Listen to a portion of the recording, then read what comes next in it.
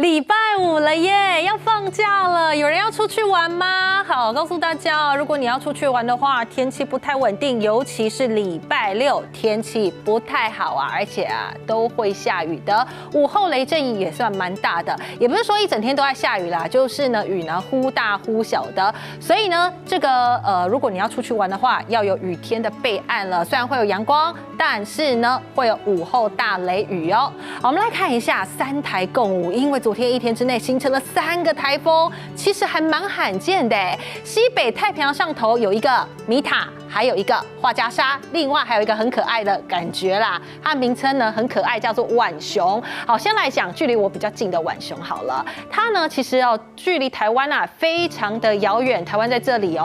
但是浣熊在这里所以对于台湾并没有直接的威胁。另外还有一个米塔台风，好，米塔台风目前看起来呢进入了这个广东的海面，将会从这个汕尾还有香港之间来登陆，所以你今天如果要去香港、港澳地区的话，要注意航班资讯了。那它会影响我们台湾吗？其实不太会顶多啦，就是它的外围水汽呢飘进台湾来，所以呢今天啦、明天啦，这个恒春半岛啦、东半部时晴时雨的天气不太稳定。倒是我要请大家特别警戒的就是这个画家沙台风。好，画家沙台风呢是对于我们来讲是具有威胁性的。我们进一步来看一下它的路径图了。好，什么时候会影响我们台湾呢？时间点就在下个礼拜一，也就是22号的晚上，下礼拜一的晚上它呢来到台湾附近的时候呢，有机会达到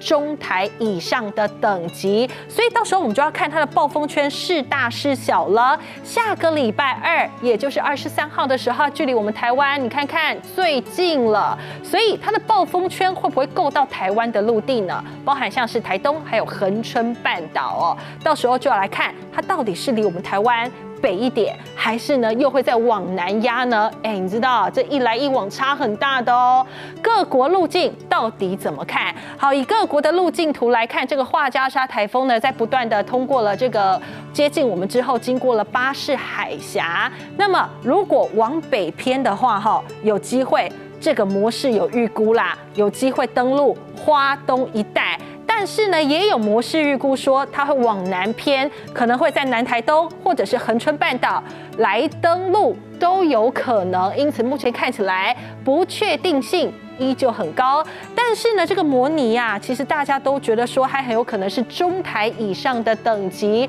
所以到时候它多靠近台湾，它到底会不会登陆，其实都要来做后续的观察。我们来看一下降雨趋势图。好，以今天以这个下个礼拜这个画家沙呢影响我们台湾来看主要就是呢外围环流的影响，到晚上下个礼拜一的晚上开始，画家沙的外围环流就会来了。你看看这个雨势预估图呢是由东向西不断的递增，而且呢